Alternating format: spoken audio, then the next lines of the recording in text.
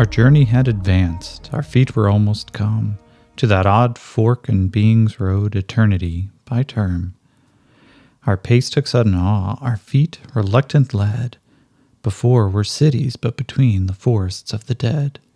Retreat was out of hope, behind a sealed route, eternity's white flag before, and God at every gate. That is Our Journey Had Advanced by Emily Dickinson. I'm surprised that she hasn't shown up more and more in some of the poems that I've been looking for, but I'm glad to know that we found her today. But as we return now to our good friend Micah, who had a very interesting encounter. These cyber knights that appeared saved his city from at least one assault. Managed to save him as well, as they kind of discovered him in a kind of like caught in a rock and a hard place assassination attempt. And that's effectively what it was. One of the guards here had tried to kill him.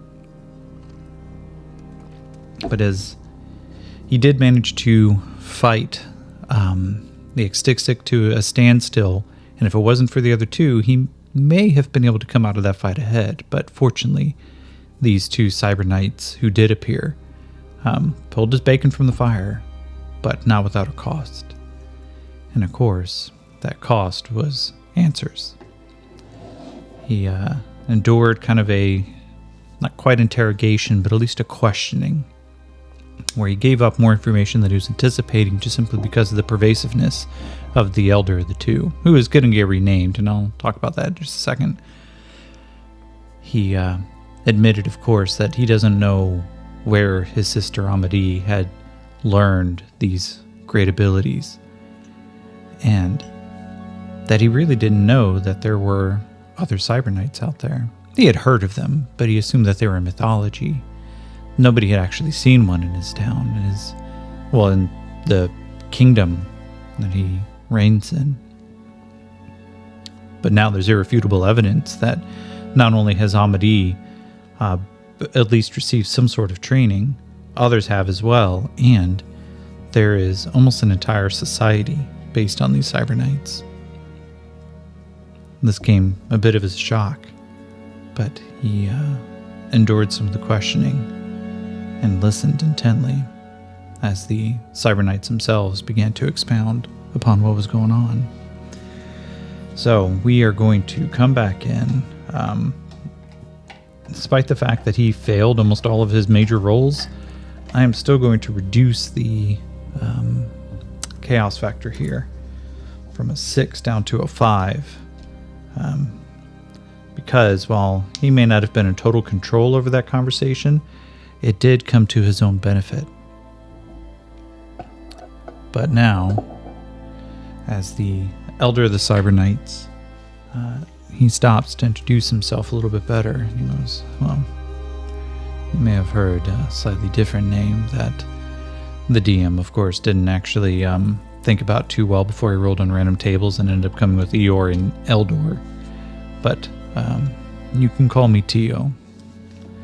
And he goes, Tio? That's kind of a weird word. Why does it sound familiar? So let's roll chaos factor of 5, a 2. And so that's going to be a slightly altered scene. As the two of them sit there staring at each other. I'll give, let's see, Micah, he speaks Dragonese and American. So it's going to be untrained. See if he recognizes how that word translates. It's a 0 and a 1, so what is that? That word sounds like something Earthlings would say. I don't fully understand it. The elder of the two just kind of nods, takes his hat off. And underneath there is like cinnamon dark skin, obviously exposed to the elements for quite extended amounts of time. The armor that covers him is almost like a set of overlapping panels, right? Look like rough hewn. but he sits with a comfort in them. He goes, well, you have to understand that Tio translates into uncle, and that's what so many of our fellow Cyberknights just call me. You can call me uncle too if you wish, but Tio's usually what I respond to. And he nods. He goes, okay. But uncle to whom? Are you uncle to everybody? How does that work? Are you just, related to everybody? I have so many questions. He goes, well, of course you do. You've had the wool pulled over your eyes, but it is still time to answer some more. He goes, I would really wish if I could get some of my questions answered. This would go a lot better. He goes, well, then ask some of your questions, but I will ask one question in return. Okay. So those questions that I asked before, those don't count for anything? Well, they count for quite a bit. They count for trust right now. You have to understand that we came into this. I think it is, well, let me roll a question. Is he going to answer something right off the bat? 50-50. It's a 10, which exceptional, yes. He goes, I think that is fair. I'm not trying to make any kind of aggressive moves here, and I'm not trying to make it uncomfortable for you. But I think it's important that we discuss why we're here.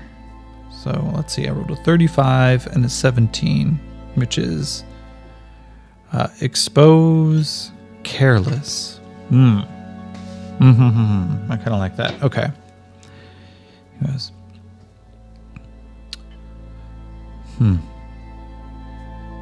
Your sister, how much do you know about her training? You said that it sounded like she just kind of came up with it, but you have expressed that you don't know who Lord Coke is. You don't know where your sister, Knight Amadee, learned her skills, and mostly it just sounds kind of like you don't know. You've been intentionally left in the dark. And Micah just keeps nodding his head. He goes, that sounds about right, quite frankly. We grew up in palace intrigue. My father has plenty of children. And ownership and rulership comes from conflict. It comes from keeping ourselves honed like fine swords, right? Amadee always had a sweet spot for me. She was always my favorite, and I looked up to her and chased after her. So when she came home, when I was maybe still just a young lad, and she taught me all these things on how to take care of us, I thought this was part of the training that all of us got, but it was obvious that we had an advantage over the other kids. Because, well, your sister did well by you. You're obviously quite well trained. We came out here because your sister has been careless. Okay. Careless how? What has she done? What rules has she broken? What laws has she violated? I'm sure that we could make anything right. My sister's not in any trouble, is she? I mean, she has diplomatic immunity. She is naturally one of the... Hang on. You are obviously not quite understanding me. Because we came out here not for you or even because of your sister. We came out here because somebody is hunting, and we're not quite sure if they know that you are Cyberknights or if they are hunting out here because you are the offspring of your king. Somebody has attempted to murder you, my lord, and, well, I'm sure that you have heard the rumors, you've heard the stories and the fiction of the Cyberknights and what we represent, and the truth is not too far from what people assume is fiction. Our charge is to come out here and to right the wrongs. Our charge is to come out here and maintain just exactly what it is that people expect us to be able to do. We are trying our best, of course. There's only so many of us. But we come out here in an attempt to help. He goes, but how could you help so many people? The stories talk about Cyberknights just cruising the land and finding exactly what it is that, people need help with. He goes, that's absolutely true. Tell me, this may seem as an odd question, but... and forgive me, but when your sister started training you, did it feel rote? Did it feel like she was coming up with something new? Or did it sound like she had already received training and then you were just picking up on it too? So I'm going to give him I'm going to give the Cyber Knight here. I'm going to give, the blast that I already forgot. Tio. I'm going to give him a persuasion roll. And let's see, what abilities does he have? He doesn't have empathy, so 8 blows up. Alright, so it's a 14. And we're going to go... He's got to roll his spirit, which is also a d8. And he gets a wild die. That's 7 and a 4. The persuasion check for Tio goes with the success, and just kind of watches him for a second. And Micah goes, I thought it was proper training at the time. It seemed proper. It seemed like she was teaching me what everybody should learn, but it was when we started showing off powers that I recognized something was wrong. But I need you to explain exactly what you mean here. Are you saying Amity received actual Cyberknight training, and then she brought it home and taught it to me? And is this a violation of your rules? Tio kind of leans back. He puts one hand over the back of his head and begins playing, mostly fluffing around with some shoulder-length hair. And puts his hand back on his face, pinching kind of a dirty, scruffy beard that is getting just long enough that he can feel it. And he's obviously thinking, he goes, no, my boy. Surprisingly, what your sister may have done is not different than what Eeyore and I are doing. Eeyore is my ward. He is my squire. I am teaching him. This is the way, and truthfully, most Cyber Knights, we choose our companions with great care. Who we train and who becomes a Cyber Knight on their own is not dependent on some magic guild or some mysterious ruler who goes and selects. Usually we choose our own apprentices.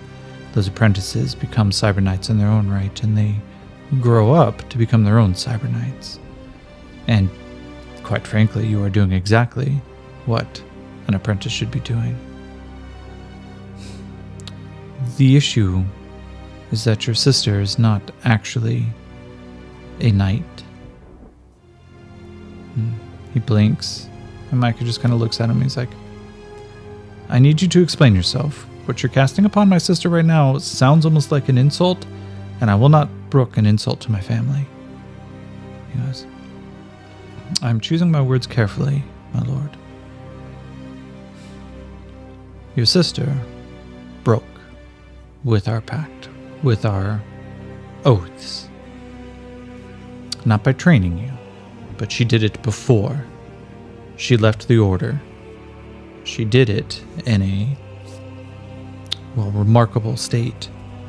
And just as importantly, it's not enough that somebody checks in. We don't expect all of our knights to check in. But your sister left in a fit of passion. She was upset, and I don't want to speak of what her actual history is. That may be best for her. But what she passed on to you, well, we don't keep these secrets, but we do select carefully.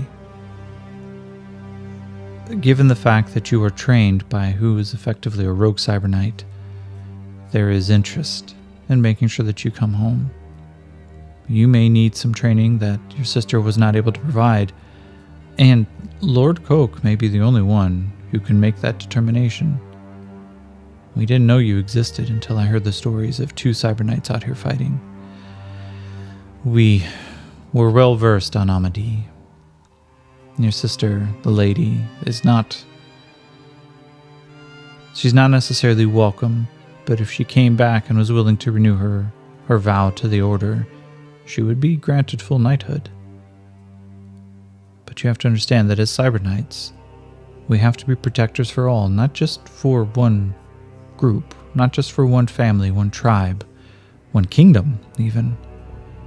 A cyber knight must be ready to put their lives on the line, to defend all against the sorts of evil that pervade throughout the world.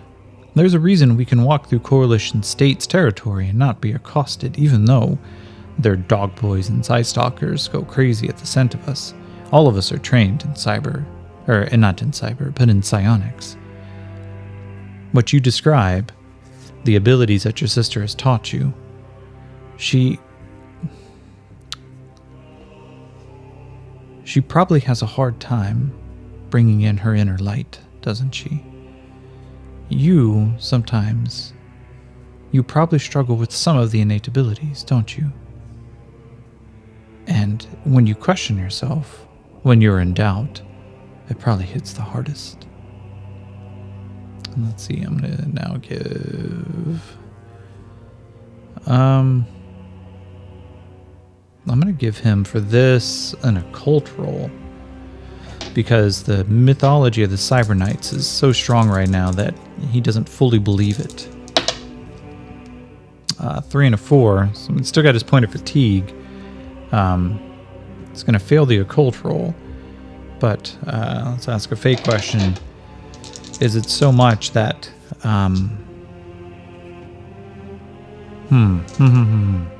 No, I'm not going to ask that. Well, I'm going to ask that fake question. Is Micah going to try to do something to get rid of his fatigue? He can feel the exhaustion behind his eyes. 91. Exceptional. No. He is too entranced. And he watches as Tio continues. He goes, How do you know this? My powers and my abilities, they are mine. I was trained by them. You can't take those away. And obviously, if you train somebody and then you lose control over them, I think that failing falls onto you, yeah? So why would you accuse my sister of such heinous things? Why would you say that she is an oathbreaker? He goes, I never said an oathbreaker. I just said that she had a falling out. She separated willingly, her choice. Her abilities, they're retained because she practices them. But the reason that she and you struggle is because these aren't just words we say on a page.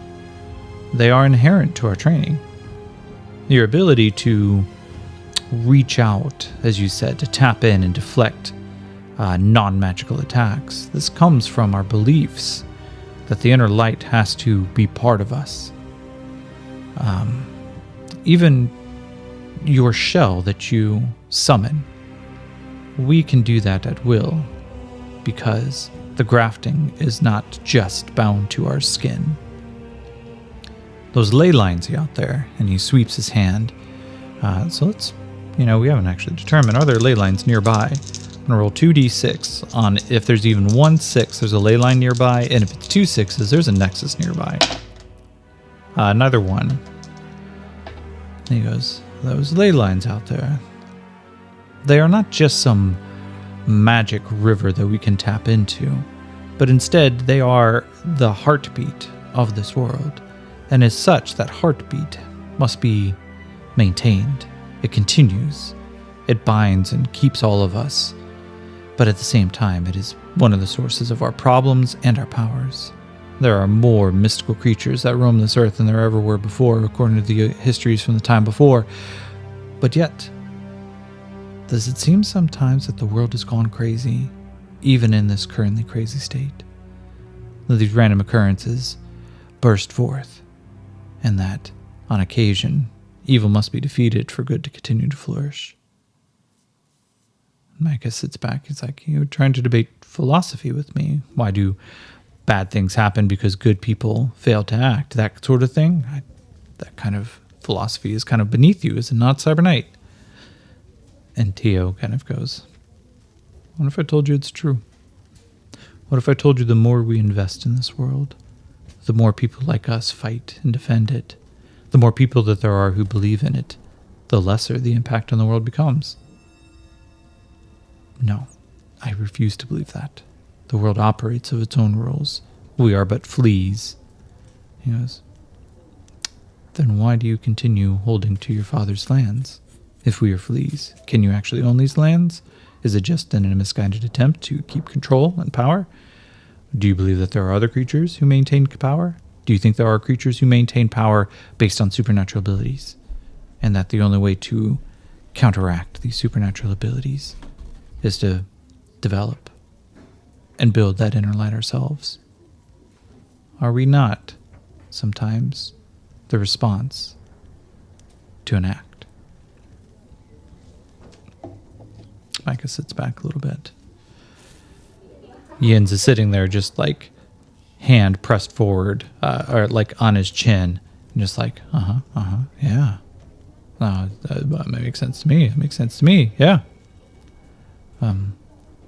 Okay, so, how does one become a Cyber Knight? Could I become a Cyber Knight? Could I become a Cyber Knight?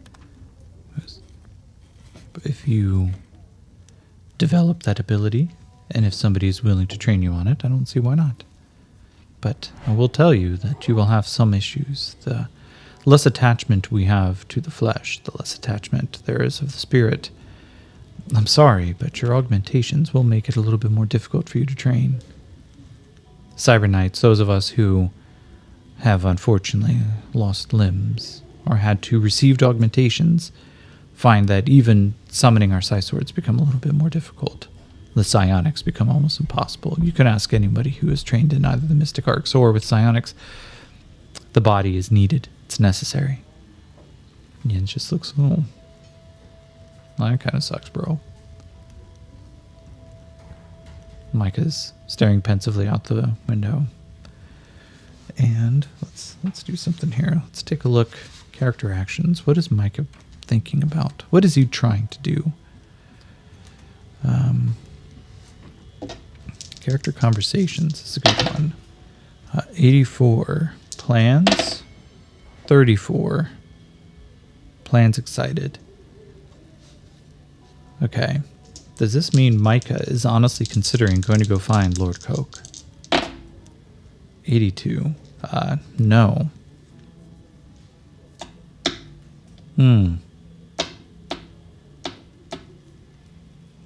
Is Micah, his excited plans, is he honestly considering trying to get to the bottom of the mystery of his sister? 43. Yes. He's excited. He doesn't know that much about that time missing in Amity's life. 48. So character actions. 48. Helpful. 39. Helpful fight. He goes, Well, you haven't answered all of my questions yet. He goes, tell me about this Lord Coke. I want to know what kind of man he is. And I'm curious, what kind of man would piss off my sister so bad that she would leave an order in which gave her such great powers? And Tio sits back and goes, It's not an easy question to answer. You have to understand that Lord Coke comes from a world not ours, much in the same way that I'm sure that your ancestors came here. He came from a group that were called, of all things, the Defilers. but the name was more just fear-inducing. They fought evil wherever they went, and Lord Coke found himself lost throughout time. He arrived on this planet to find, in the middle of the Dark Ages, there was still sparks of good. There were still tiny beacons of light. He wanted to kindle those to ensure that the fire of life still remained. He obviously recognized that there was something wrong with this place. Lord Coke is a complicated man, but he is just a man. We hold him in high esteem, but we do not hold him as our only leader. Well, there are cyberknights who learned, lived, died by our code of honor, having never met him.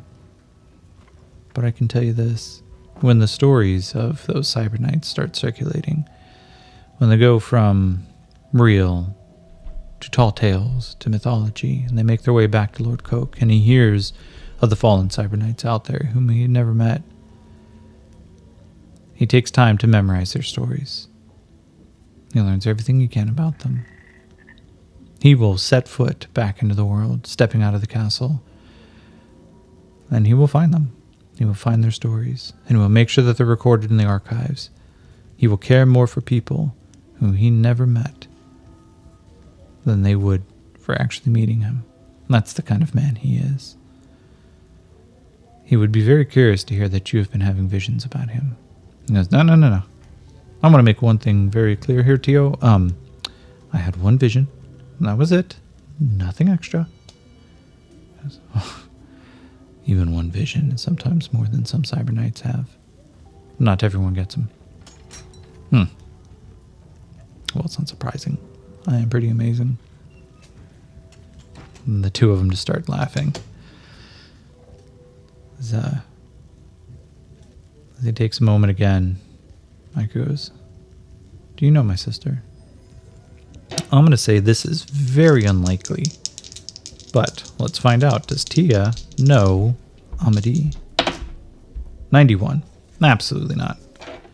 He goes, no, I only heard about it secondhand when we had heard stories that there was a cyberknight, and I sent a request in for archives. And as I said, Lord Coke keeps a record of every cyberknight who he speaks of. Even those who may not hold him in the highest esteem, he still wants to know where our brothers and sisters are. We know of Amadi, but I could tell you that there may be a few people who remember her, who know her. I never had the pleasure to meet her. Not until we were formally introduced, I bet about 10 hours ago. Okay. What are your plans? I'm sorry, kid. He goes, my correct title is the Lord Marquis Micah. You do not call me kid again. My apologies, Marquis. Very good. What are your plans for my sister and I? And so, let's see. Let's I think we're about to close out a scene here, but 32, 48. Plot twist, that's good lethal, and I don't particularly like that. So instead, let's go over to character appearance, motivations.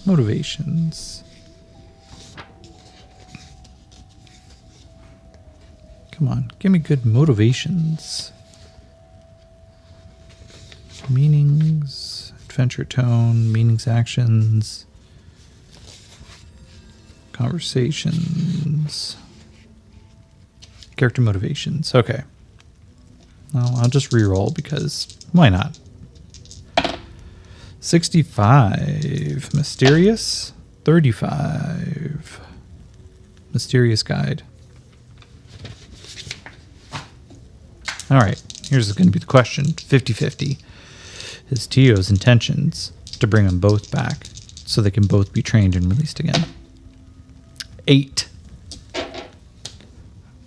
As Tio looks him up and down, he's like, I thought that was pretty obvious so far, my lord. I wish to bring you both back. It has been a long time since I've returned to the temple. And I think once communication gets back, you're going to be a thing of curiosity. Not that we are about to dissect you or anything, but more on the fact that it's very uncommon for rogue cyber knights to train another cyber knight in the ways of our guild. What do you mean by that, Tio? Well, most cyber knights, when they go rogue because they broke. They broke with the order, not just because they don't believe in it, but because they believed in something else. As a rogue cyber knight, they tend to become dark. We don't have too terribly many. The Code of Order itself just simply speaks of we need to hold to a particular high level of honor. We must balance fairness, nobility, valor, honor, courtesy, loyalty, these things. They interpret it, but at the core of it, we must maintain our principles to maintain our right to be an order. In addition, even the knowledge of how to grant the shell is a secret that your sister should probably not have known. We generally keep that.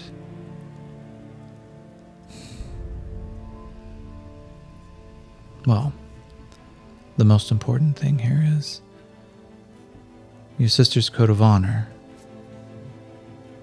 The fact that she is keeping it leaves us a hope for redemption. She has not created a transgression so bad that she is not able to maintain her powers. But transgressions happen, and unless somebody is truly above reproach, then these transgressions will get worse and worse. A cyber knight is not just open to manipulating railguns and rocket launchers and power armor. You understand that as we let ourselves open, we open ourselves to everything. Everything that comes through your mind, every dark thought. We all have them. We are still just sentient creatures. We're still just mortals. And through that mortality, fear, doubt, anger, corruption. In your first transgression, you find it more and more difficult to actually maintain your abilities. They just become a little bit harder. They just slip a little bit away, like a thread that's slowly twirling under your fingers. Occasionally, it just bounces back and you can't quite grasp it. It slings out of your fingers. Major transgressions. And suddenly, your inner light disappears. Now, some cyber knights, when they find that this has occurred, they go through a great pilgrimage, a personal chance of redemption. They find their purpose out there. Many of them die in the process, which is the ultimate redemption. What we don't talk about, though every apprentice should be aware of, it's usually spoken about when more than one cyber knight gets together, and if we swap stories, we usually do so both in private and then in public, so we can share the light with everyone. But a cyber knight that commits an action so completely violating our code, all their abilities become lost. This would be something such as killing the innocent, sacrificing somebody, gaining personal power, and using those abilities to specifically gain that personal power over others who are weaker. If you push yourself, the corruption takes hold. It spirals you down. You begin to understand what it means for these demons, for these creatures who walk the earth, who only wish to devour. A cyber knight can be devoured. The voices become sweeter. A cyber knight that completely turns, who gives in to the corruption, who allows it to have even a foothold in their mind, can become one of the fallen. The fallen, well, the fallen regain their powers, but cruel bastardizations. Their blades now thirst for blood. Their inner light is darkened and pulls away from others. Fear grips anybody that comes into their process. Even the light itself dims around them. They are the antithesis of what we hold. And they are our equals. When you combine that with the fact that they convert with those who wish to bring us down, you understand now why Lord Coke may not necessarily always talk about this, but the warning has to be available. A cyber knight who has fallen to the Dark Orders, who has become one of the fallen. We hope for their redemption, but we must be ready to destroy them at a moment's notice. We need to bring you and your sister back, and we need to find out how far your sister may have fallen. Micah stares. He goes, "These fallen, what are they like?" "They are you and I, my lord. The inner light that you bring with you right now, that abilities, those strengths, the abilities to cut down these demons as you did with the Broadkill, who can tear a man limb from limb easily." And in the background, you just kind of see Yin's just like, no, I was there. It sucks. Yes. Yeah. You cut them down. You burn them from the inside with your own holy light. But is there corruption? As the seeds within you? Do you have doubts? Micah goes, "If I do, can Lord Coke fix them?" He goes, "My lord, that's not the right question to ask. Lord Coke cannot fix you. Lord Coke can guide you to a path, and every footfall that you step on the way will be painful. It'll be paid for in blood. It'll be paid for in fear. And if you manage to walk it long enough, you will find your own fix. It may destroy you in the process." Micah looks out the window again and goes, "And my sister, if this kernel of corruption has touched her, what then?" "That would be for Lord Coke to decide." Alright, we'll ask a question. Is Micah willing to go along with this? I honestly don't know, so I'm going to go 50-50. 49, which is 1 point below a no. Micah bows his head. He goes, "I have some work that needs to be attended to here. I wish to know more about my powers. I wish to know more about these abilities. And I want you to be the one to help me find them. But know this. I don't know your order. I don't know who you are. I don't know your Lord Coke. As far as I'm aware, the only person who's truly a cyber knight is my sister. And if there is a hair that I believe that you may attempt to hurt her, I will destroy every one of you." Tio stands up and puts his hands on his knees. He goes, "My lord, I hope we do not come to that. Truly." He goes, "You may stay in the palace, in the fortress, for at least the next 3 nights. I will deliver your answer when I'm ready to leave on that 3rd night. In the meantime, I ask that you make yourself available to help the people and to be around if I have any questions I need to ask. But at the same time, you are not to interfere in the affairs of me or my sister. Very good, my lord. I have no desire to be involved in your family's politics. Goes. Then I think we're in agreement. I'm gonna give Tio one last roll of a notice check. 4. Tio comes in close and he goes, "My lord, it is my duty to inform when I believe that there is something foul and evil afoot. And while I do not wish to get involved in your family's politics, there are movements amongst your family, at least amongst your house. I cannot get involved in your politics, and even this is beginning to push the boundaries. But I wish for you to know, I do believe somebody is intent to harm, and I do wish to make myself avail, but I do not know where that boundary lies yet." And Jens goes, "No, I told him to. Yeah, no, there's something fucky going on." Micah looks at them both.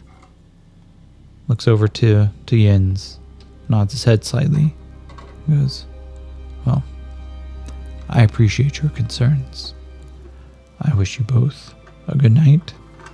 Jens, I wish for you to attend and stay. We have some things we need to discuss and start planning." He goes, "Okay." The Cyberknights make low bows. It's a little awkward for Eeyore, as he also has a long tail that slashes a little bit into the air, betraying a little bit of his frustration, but at the same time, he gives all the right dutiful marks. And "All right, well, I guess we'll be going. Tell me, do you guys have a meat market around here?" "Yeah, we have a butcher.